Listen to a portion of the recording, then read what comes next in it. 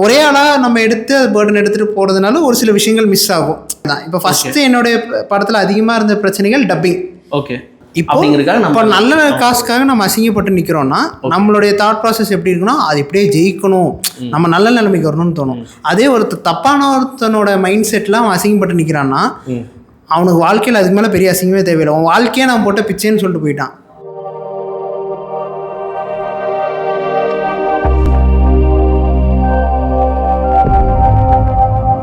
Okay. பாதை படத்தில் எனக்கு பிடிச்ச விஷயங்கள் நிறையா இருந்தாலும் பிடிக்காத சில விஷயங்கள் இருக்குது.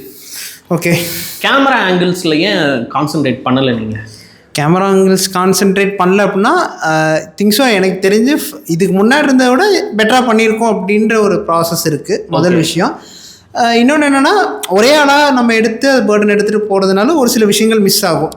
எனக்கு தெரிஞ்சு என்டையராக தப்பு பண்ணியிருக்கோமான்னு கேட்டால் இல்ல, நான் என்டையரா சொல்லல. மேபி ஒரு சில டெக்னிக்கான இன்புட்ஸ் போட்டுக்கலாமோ, இன்னும் ஸ்கேல் அப்பா. ஏன்னா இருக்கிற சோர்ஸ் எனக்கு புரியுது, நான் எதுவும் புரிஞ்சது சொல்லலை. பட் அந்த டெக்னிக்கல் ஷார்ட்ஸாகவும் கொஞ்சம் நீங்கள் யூஸ் பண்ணியிருக்கலாமோ? கண்டிப்பாக பண்ணணும், இனி இம்ப்ரூவ் பண்ணணும் அப்படின்றத எங்களோட தாட் ப்ராசஸ். ஏன்னா இப்போ ஃபஸ்ட் படத்துலேருந்து எதுவுமே நாங்கள் ப்ராப்பராக எதுவும் கற்றுக்கல. ஏதோ யூடியூப்பில் பார்த்து அங்கே இங்கேன்னு பார்த்து கொஞ்சம் கொஞ்சமாக டெவலப் பண்ணி வந்துட்டுருக்கோம். ஓகே. இது கண்டிப்பாக ஒரு இம்ப்ரூவ்மெண்ட் பாயிண்ட் தான். இப்போ ஃபஸ்ட்டு என்னுடைய படத்தில் அதிகமாக இருந்த பிரச்சனைகள் டப்பிங். ஓகே. வீடியோ ஒரு பக்கம் போகும், வாய்ஸ் ஒரு பக்கம் போகும். ஆனால் இப்போ அதெல்லாம் ஓரளவுக்கு ரெக்டிஃபை பண்ணி ஒரு நல்ல ஸ்டேஜ் வந்துட்டோம். பிக்சர் கிளாரிட்டி சரியில்லைன்னா அதுவும் ஓரளவுக்கு இப்போ பண்ணி எடுத்துகிட்டு வந்துட்டோம். கலரிங் பிரச்சனைனாங்க அதுவும் இப்போ ஓரளவுக்கு ரெக்டிஃபை. இப்போ கேமரா ஆங்கிள்ஸ் ஒரு சில இடத்துல நம்ம ஃபோக்கஸ் பண்ண வேண்டி இருக்கு. டெஃபினட்டாக கண்டிப்பாக ஃபோக்கஸ் பண்ணி ஆக வேண்டிய பாயிண்ட் தான். அடுத்த கொஸ்டின், கிளைமேக்ஸில் வந்து அவர் ஒரு பாஸ்போர்ட் சைஸ் ஃபோட்டோ வச்சிருக்காரு. என்னோட அந்த இடத்துல எனக்கு தெரிஞ்ச சினிமா நாலேஜ் என்னன்னா, ஓகே, நீங்கள் தான் இந்த பிரச்சனையை அவர்கிட்ட இனிஷியேட் பண்ணுறீங்க, அவர்கிட்ட நீங்கள் ஷேர் பண்ணுறீங்க. ஜஸ்ட்டு ஒரு ஃபோன் எடுத்து நான் இவன் தானே இப்படி ஊரையே டார்ச்சர் பண்ணுறானோ, ஜஸ்ட் நீங்கள் அந்த ஃபோனில் ஒரு ஃபோட்டோ காமிச்சிருந்தீங்கன்னா அது இன்னும் கனெக்ட் ஆகிருக்கும். அது பண்ணாமல் அவர் அந்த ஃபோட்டோ எடுத்து இப்போ கொடுக்குறாரு, காமிக்கிறாரு. உங்களுக்கு அது தெரிஞ்சவங்கன்ற சென்ஸ் ஓகே. மேபி பிளாட்டில் வந்து அது இல்லை, நீங்கள் அவரை தேடணும் அப்படின்னா அது ஒரு பெரிய படமாக, அதனால தானே ஷார்ட் ஃபிலிமாக முடிச்சிட்டோம். அதுதான் எனக்கு இருந்தது. ஏன்னா அது ஈஸியாக அது நீங்கள் அந்த லூப் போல் உடைக்கிறதுக்கு உங்ககிட்ட ஆப்ஷன் இருந்தது. ஏன்னா உங்ககிட்ட ஃபோன் இருக்குது, நீங்கள் ஒர்க் பண்ணிகிட்டு இருக்கீங்க, அவரோட ஃபோட்டோ கண்டிப்பாக இருக்கும் உங்ககிட்ட. அப்படிங்கும்போது இவன் தானே இப்படி தானே உன்ன மாதிரி தானே இவனும் பண்ணிக்கிட்டு இருக்கான் பாருண்ணா, பாரு எத்தனை பேர் வாழ்க்கையை நாசம் பண்ணுறான்னு நீங்கள் ஃபோட்டோ காமிச்சிங்கன்னா அவர் வந்து அந்த இடத்துல ஃபயர் ஆகிறதுக்கு நிறைய சான்சஸ் இருந்தது. அந்த இடத்துல கொஞ்சம் மிஸ் ஆகிடுச்சோ, கொஞ்சம் ரொம்ப லாஜிக்கலை மீறிட்டீங்களோ அப்படின்னு எனக்கு தோணுச்சு. இல்லை, இது நிறைய பேர் கேட்ட கொஸ்டின் தான். நான் இது லாஜிக்கலாக நான் என்ன பிளான் பண்ணியிருந்தேன்னா, ஃபஸ்ட்டு விஷயம், நான் அந்த சீன் முடித்த உடனே வந்துட்டு நான் சொல்லுவேன் இதுதானே நடந்துச்சு அப்படின்னோடனே இவருக்கு அதை பற்றி பெரிய எமோஷனே இருக்காது. ஏன்னா இவர் பார்த்த பிரச்சனைன்றது அதுக்கு மேலே ஃபார் பெட்ரு. நானாவது ஒரு வேலையை தான் தூக்கி போட்டு வந்தேன். இவர் என்னன்னா அவரோட லைஃபை இழந்து அவரோட ஒய்ஃபை இழந்து நல்லா ரன்னிங்களா அதெல்லாம் தாண்டி கிராஸ் பண்ணி ஒரு விஷயம் வந்திருக்காரு. அப்போது நானும் அந்த இடத்துல என்ன வரேன்னா, எனக்கு இருக்கிற பிரச்சனை பெரிய பிரச்சனையே இல்லை அந்த இடத்துல. இப்போ நான் இவர் பிரச்சனையை கேட்கும்போது எனக்கு இருக்கிற ப்ராப்ளம் பெரிய ப்ராப்ளமே இல்லை. என்னோட மைண்ட் செட் என்னன்னா, சரி இந்த மனுஷனுக்கு ஏதாவது ஒரு விதத்தில் ஹெல்ப் பண்ணிட முடியுமோ அப்படின்றதான் என்னுடைய தாட் ப்ராசஸாக இருந்து. இப்போ நான் நினச்சிருந்தா ஒரு ஃபோன் எடுத்து காமிச்சு வைக்கலாம். ஆனால் இது ரெகுலர் பேட்டர்ன், நம்ம ரெகுலராக ஒரு விஷயம் எடுத்துகிட்டு வரா மாதிரியான ஒரு விஷயம் தான். இப்போ நான் அந்த இடத்துல காமிச்சிருந்தேன்னா ஆர்டிஃபிஷியலாக இருந்திருக்கேன். ஆனால் பாருங்கண்ணே இவன் தானே ஏமாது அப்படின்னா அது எனக்கு என்னமோ பெருசாக ஒட்டலை. நான் ஃபர்ஸ்ட் அது திங்க் பண்ணது தான். ஓகே. இப்போ ஆனால் நீங்கள் அதை யோசிச்சு தான் அது வேண்டான்னு பர்பஸ்ஃபுல்லாக யோசிச்சு தான் வந்து அதை பண்ணேன். Okay okay fine. எனக்கு இன்னொரு இடத்துல ஒரு பிரச்சனை எங்கன்னா, கடன் கொடுக்குறவன் வாங்குறவன் அவன் ஃபேஸுக்கு ஏற்ற மாதிரி அந்த ஷெடியூல்ஸ் மாறும். அது எனக்கு ரொம்ப அது ரியலிஸ்டிக்காக இருந்தது. ஏன்னா இவர் ஒரு டைம் ரிக்வஸ்ட் கேட்கும்போது சரிடா அப்படின்னு சொல்கிறாரு. நீங்கள் சொன்ன ஒரு ஆளுக்கு அவர் ரிக்வஸ்ட் கொடுக்கல. Depends on mood. அது என்டையராக அது வேறு ப்ராசஸ். எண்ட் ஆஃப் தி டே அவரோட காசு குடும்பம் எல்லாமே போயிடுச்சு. இப்போ வந்து அந்த வில்லன் வந்து நீ இப்போ வா நான் உன்னை நல்லா பார்த்துக்கிறேன் அப்படின்னு சொல்கிறாரு. ஓகே. ஆனால் அவருக்கு வர வேண்டிய காசு 50,000 ரூபா, கரெக்டாக 50,000 ரூபா. அந்த காசு அவர் வாங்கியிருக்கலாம், அது வாங்கலை. ஓகே, அது நல்ல பணம் இல்லை, எனக்கு அது வேண்டாம் அப்படின்னு சொல்லிட்டார். பட் அந்த வில்லனுக்கு என்ன சொல்யூஷன்? அந்த வில்லனை வந்து நம்ம அப்படியே எம்டியாக விட்டுடும். ஓகே, இதுக்கடுத்து வில்லன் திருந்துறானா இல்லையான்றது அது உங்களோட டிபெண்ட். படம் பார்க்கும்போது எனக்கு தோணுனது என்னன்னா, இவர் நேர்மையாக இருக்காரு, எல்லாமே போச்சு, இனிமேல் காசு வந்தாலும் எனக்கு அது தேவை கிடையாது. இனிமேல் என் பொண்டாட்டி நான் போய் தூக்கவா போகிறேன், பார்க்கவா போகிறேன், குழந்தைய நான் போய் பார்க்கவா போகிறேன், உன் காசை வச்சு நான் என்ன பண்ண போகிறேன், ஆல்ரெடி பிச்சை தான் எடுத்துகிட்டு இருக்கேன், நான் பிச்சையே எடுத்து சந்தோஷமாக இருந்து பண்ணா அப்படிங்கிற அந்த மென்டாலிட்டி எனக்கு புரியுது. அட் த சேம் டைம் அந்த இடத்துல நீங்கள் ஆல்ரெடி ஜாப் லூஸ் பண்ணிட்டீங்க. ஓகே, இப்போ இந்த வில்லன் வந்து இவரை பார்த்துட்டாரு, பார்த்து அவர் வந்து வா அப்படின்னு அவர் மேனிப்புலேட் பண்ணுறாரு, கூப்பிட்றாரு, சம்திங் ஏதாவது இருந்தாலும் அந்த அவருக்கு உண்டான எண்டிங் வந்து கரெக்டாக இல்லையோ, அவர் ஒன்று இந்த மாதிரி பண்ணுறாருன்னு சொல்லி போலீஸ் அரெஸ்ட் பண்ணுற மாதிரியோ, இல்லை அவர் திருந்தி இந்த தொழிலை விடுற மாதிரியோ, மேபி அவர் நீங்கள் சொன்னதுக்கு அடுத்து இனிமேல் நான் அந்த தொழிலை நான் விட்டுறான்டா அப்படின்னு அவர் உங்ககிட்ட ஒரு வார்த்தையை போட்டிருந்தா அதுக்குண்டான ப்ராப்பர் எண்டிங் இருந்திருக்குமோ அப்படிங்கிறது என்னோட கருத்து. இது நீங்கள் எப்படி? இது நான் கொஞ்சம் டீட்டெயிலாக சொல்ல வேண்டியது. இதுவும் பர்பஸ்ஃபுல்லாக பண்ணது தான். ஃபஸ்ட்டு நான் இவங்கள்ட்ட சொல்லும்போது என்ன சொல்லியிருந்தேன்னா, நான் பேசிட்டு போனதுக்கப்புறம் ஒரு டைலாக் இருக்கும், அவன் அந்த ஆள் பிச்சைக்காரனாக இருக்கு, அந்த ஆள் வேணா அவ்வளோ நல்லவனாக இருக்கலாம், ஆனால் நான் அவ்வளோ நல்லவன் கிடையாது, உன்னை பிடிக்கிறதுக்கு தான் போலீஸ் வந்துட்டு இருக்குன்றது ஒரு சீன். அப்படியே போலீஸ் சைரன் சவுண்டு கேட்கும், நான் ஸ்க்ரீனை விட்டு போவேன், அவுட் ஆகும். ஓகே, இதுதான் ஃபர்ஸ்ட் எழுதியிருந்த சீன். இந்த ஒரு கிளைமேக்ஸில் இப்போ நான் வந்து கடைசி சீனில் பேசிட்டு, ஆனால் அது படத்தில் இல்லை, நான் வைக்கல, ஷூட் பண்ணல, ஏன்றது நான் சொல்லிடுறேன். இப்போது இது வந்து ஆடியன்ஸ் அவங்க தான் ஜட்ஜ் பண்ணோம். முக்கியமான ஒரு விஷயம் புரியுது. இப்போ 50,000 ரூபான்றது சீனில் சொன்னது, ஆனால் அது அந்த 50,000 ரூபான்னு கேட்டார் அப்படின்னு வந்து சொல்கிறாங்க. ஆனால் அதுக்கடுத்து ஒரு டைலாக் இவர் சொல்லுவார், உண்மையாலுமே 50,000 ரூபா தான் அப்படின்றது தெரியாது. ஏன்னா அவர் ஜாமீன் கையெழுத்து போட சொல்லி சொன்னார், அவர் காட்டின இடத்துலலாம் நான் கையெழுத்து போட்டேன்னு சொல்லி சொல்லுவார். அது 50,000 ரூபாயா இருக்கலாம், 1 லட்சம் ரூபாயா இருக்கலாம், 10 லட்சம் ரூபாயா இருக்கலாம், 20 லட்சம் ரூபாயா இருக்கலாம். அது என்னன்றது இவருக்கே தெரியும். ஒரு 50,000 ரூபாய்க்காக வந்து பட்டறையை ஜப்தி பண்ண போகிறதே கிடையாது. ஸோ அதனால தான் அது வந்து ஒரு ஹிட் அண்ட் டீட்டெயிலாக வந்து ஒரு டைலாக்ல சொல்லியிருந்தேன் நான். ஓகே, 50,000 ரூபாய்க்கான இன்னைக்கு ஒரு பட்டறையை ஜப்தி பண்ணுவாங்கன்னு கேட்டிங்கன்னா அந்த காலத்தில் மேபி இருந்திருக்கலாம். ஆனால் ஒரு பெரிய அமௌண்ட்டாக இருந்தால் தான் அவங்களால பேலன்ஸ் பண்ண முடியாத அளவுக்கு போக முடியும்.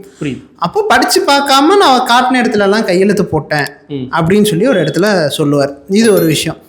அதுக்கடுத்து இவர் ஏன் தூக்கி போட்டு போகிறாரு அப்படின்னா, ஒரு மனுஷன் வந்து இப்போ தப்பான காசுன்றது தெரிஞ்சு போச்சு, நீ என்றது ஏமாத்தினேன், என்னதான் இருந்தாலும் அது என் காசு, நான் வாங்கியிருக்கலாம், ஆனால் எனக்கு அது தேவையில்லை. அதனால தான் முக்கியமான விஷயம் என்னென்னா, ஒரு மனுஷன் வந்து தான் வாழ்க்கையில் மாறுறதுக்கு என்னதான் சூழ்நிலைகள் வந்தாலும் அவன் மாறுறதுக்கு சரியான வழிகளை மட்டும்தான் தேர்ந்தெடுக்கணும் அப்படின்றதான் ஒரு விஷயம். ஓகே, இப்போ இந்த இடத்துல நான் சொல்லிட்டு போயிட்டேன், ஒரு மனுஷனுக்கு இருக்கிறதுலே பெரிய தண்டனை எதுனா அசிங்கப்பட்டு நிற்கிறது.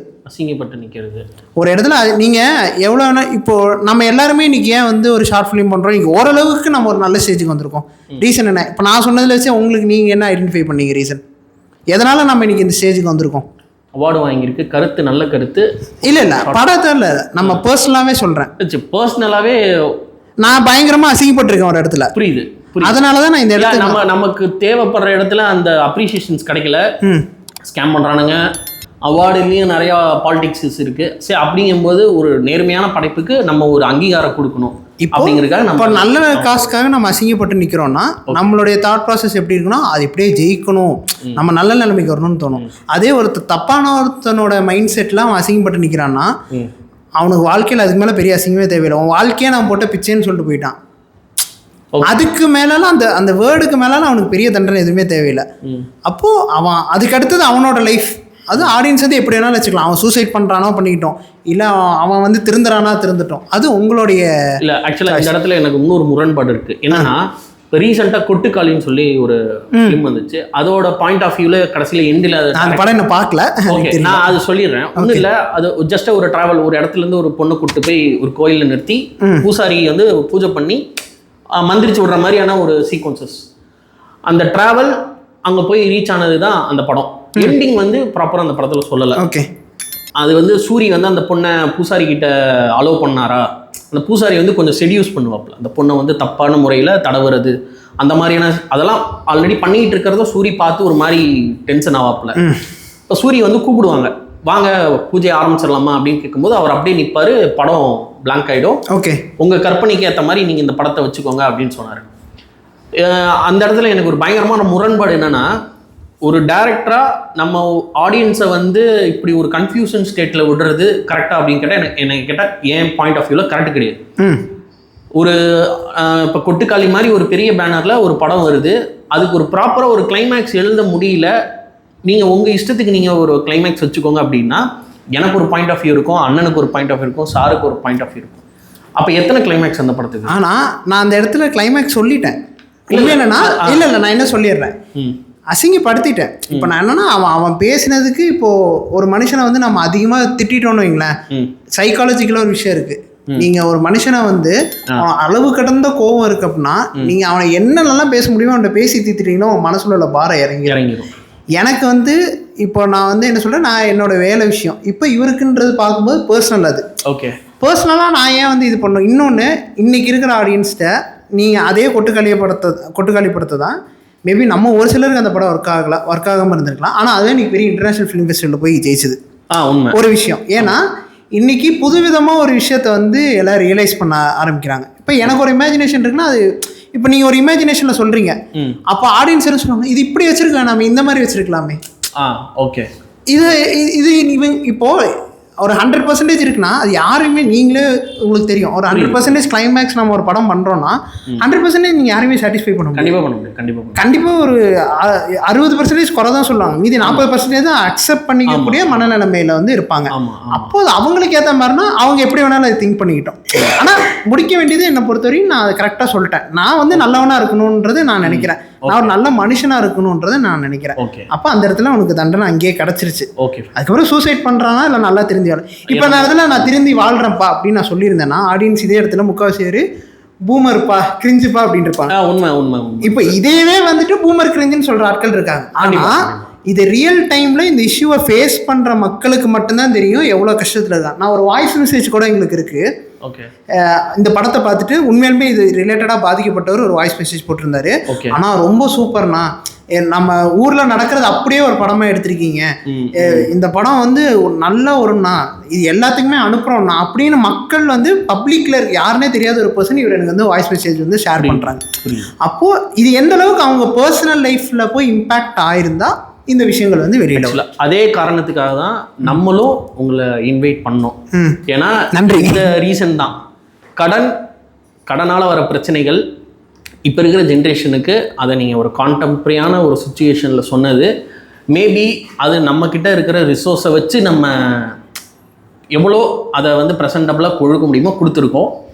சில மிஸ்டேக்ஸ் கண்டிப்பாக இருக்கும், எல்லாருக்கிட்டையுமே இருக்கும். அதை வந்து திருத்திக்கிறதுக்காக தான் நம்ம எல்லாருமே போராடிக்கிட்டு இருக்கோம். அதை கரெக்டாக அந்த கண்டென்ட்டை டைல்யூட் பண்ணாமல் நீங்கள் சொன்னதுக்கு தான் நம்ம கூப்பிட்டு உங்களுக்கு ஒரு சின்ன அங்கீகாரம் கொடுத்துட்ருக்கோம். தேங்க்யூ. ரீசன் அதுதான், மெயின் ரீசன். ஏன்னா இந்த மேட்ரை வந்து சொல்கிறதுக்கு ஆட்கள் கிடையாது. அப்படியே இந்த மேட்ரை சொன்னாலும் நிறைய பிரச்சனைகள் கண்டிப்பாக வரும். இன்றைக்கி நம்ம ஸ்டுடியோவுக்கு, நம்ம லைப்ரரிக்கு போட்டுக்கிறேன் நானும் பாதை டீம் வந்திருக்காங்க. செந்தில் சார், முருகேசன் அண்ணா, நம்ம டைரக்டர், நம்ம தமிழ் லக்கி செல்வன் எல்லாம். ஸோ கண்டென்ட் கிரியேட்டர் ஐடியா எல்லாமே நம்ம பூபாலன் ரெஜிஸ்டர் பண்ணி வச்சுக்கிறேன், பதிவு பண்ணணும்ல. ஸோ இது வந்து ஒரு புது இனிஷியேட்டிவ் ஈரோட்டுக்குள்ளே. மேபி இதை நீங்கள் வேறு இடத்துல இதெல்லாம் பார்த்துருக்கலாம். அதே மாதிரி உங்கள் ஃப்ரெண்ட்ஸ், நீங்கள் ஈரோடு சரௌண்டிங்ஸில் இருக்கீங்க, இல்லை எனி ஏரியாஸ் உங்களுக்கு வந்து எங்களை மீட் பண்ணணும், உங்கள் ஷார்ட் ஃபிலிமை பற்றி நீங்கள் டிஸ்கஸ் பண்ணணும் அப்படின்னா, பேசிக் குவாலிட்டி அப்படிங்கிறதுலாம் ஒன்றும் இல்லை. உங்கள் கண்டென்ட் நல்லா இருக்கா, அது வந்து இம்பேக்ட்ஃபுல்லாக இருந்துச்சுன்னா நாங்களே உங்களை இன்வைட் பண்ணுவோம். நீங்கள் வரலாம், உங்கள் டீமை கூட்டிகிட்டு வரலாம். நம்ம தாராளமாக உட்காந்து ஒரு ரவுண்ட் டேபிள் மாதிரி இல்லைனாலும் ஏதோ ஒரு டேபிள் மாதிரி நம்ம ஒரு கான்ஃபரன்ஸ் வந்து நம்ம பண்ணலாம். ரவுண்டே உட்காந்துட்டு நம்ம டிஸ்கஷன் பண்ணலாம்.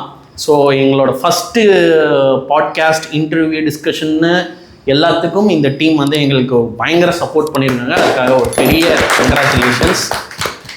கொஞ்சம் கூட எசிடேட் பண்ணாமல் வந்து எங்களுக்கு சப்போர்ட் பண்ணதுக்கு ரொம்ப ரொம்ப தேங்க்ஸ். அதே மாதிரி இந்த பாதை ஷார்ட் ஃபிலிமை நான் என்னோடய டிஸ்கிரிப்ஷனில் லிங்க் நான் ப்ளேஸ் பண்ணுறேன். இவங்களோட யூடியூப் சேனலையும் நான் டிஸ்கிரிப்ஷனில் கொடுக்குறேன். நியர்பை 25 ஷார்ட் ஃபிலிம் பண்ணியிருக்காரு நம்ம ஹரிஷ். ஸோ நீங்கள் அதையும் செக் பண்ணி பாருங்கள். மிஸ்டேக்ஸ் இருந்துச்சுன்னா கமெண்ட் செக்ஷன்ஸில் சொல்லுங்கள். இல்லை கோவமாக இருக்குது, ஆள் பார்க்க பர்சனாலிட்டியாக இருக்காரு அப்படின்னா கழுவி ஊற்றுறதுனால ஊற்றுங்க. So anything is okay for mister Harish. So mistakes are always acceptable. Okay, so படமாக எப்படி இருந்துச்சு என்ன ஏதுன்னு நான் ரிவ்யூலாம் நான் போக விரும்பலை. ஏன்னா இந்த படம் முக்கியமான சில இடங்களில் சில அங்கீகாரங்கள் பெற்றிருக்கு, அவார்டு வாங்கியிருக்கு. அந்த கண்டென்ட்டுக்கு இது பர்ஃபெக்டான படம். மேபி நீங்கள் பார்த்தீங்க அப்படின்னா உங்களுக்கு பிடிக்கும். 2K கிட்ஸ்க்கு எப்படி இது ஒர்க் அவுட் ஆகணும்னு எனக்கு தெரியல, அப்படின்றவாங்க மேபி இருக்கலாம். பட் ஒரு மெச்சூர்டு ஆடியன்ஸ், நீங்கள் ஒரு 25 to 30 எபோவில் இருக்கீங்க அப்படிங்கிற பட்சத்தில் கண்டிப்பாக இந்த படத்தோட பெயின், வலி, கோர் அப்படிங்கிறது உங்களுக்கு ரொம்ப இம்பேக்ட்ஃபுல்லாக இருக்கும். ஃபேமிலியாக நீங்கள் பார்க்குறோன்னா தாராளமாக பார்க்கலாம், என்ஜாய் பண்ணலாம். ஸோ சப்போர்ட் பண்ணுங்கள் எங்களுக்கும் அவங்களுக்கும். இல்லை இந்த மாதிரி நாங்கள் ஆர்கனைஸ் பண்ணுற எல்லாத்தையும் நாங்கள் ஒரு வாட்ஸ்அப் குரூப்பில் ஒரு சேனலை நாங்கள் ஸ்டார்ட் பண்ணியிருக்கோம். அதுலேயும் நீங்கள் பார்ட்டிசிபேட் பண்ணணும் அப்படின்னா நீங்கள் பார்ட்டிசிபேட் பண்ணலாம்.